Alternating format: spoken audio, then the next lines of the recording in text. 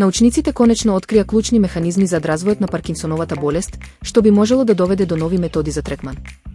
Истражувањето покажува дека специфични протеини во мозокот создаваат токсични наслаги кои ја уништуваат нервната структура и доведуваат до појава на симптомите. Ова откритие дава надеж за развој на терапија што ќе го спречи напредувањето на болеста пред да се појават тешките невролошки оштетувања. Истражувачите веќе тестираат супстанции што можат да го блокираат овој процес и да ја заштитат мозочната функција.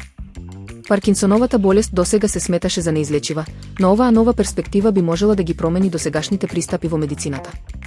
Доколку резултатите се потврдат, идните терапии ќе бидат насочени кон спречување, а не само кон ублажување на симптомите. Научниот тим нагласи дека ова е голем чекор напред во разбирањето на невродегенеративните болести. Истражувањата продолжуваат со надеж дека наскоро ќе се создадат првите лекови кои ќе ја променат судбината на милиони пациенти ширум светот.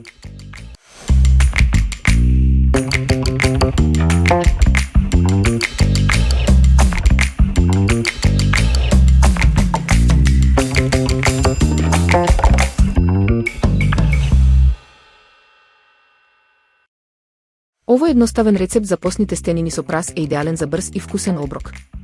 Празот се динста на маслиново масло додека не омекне, а потоа се меша со варени тестенини, додавајќи зачини по вкус.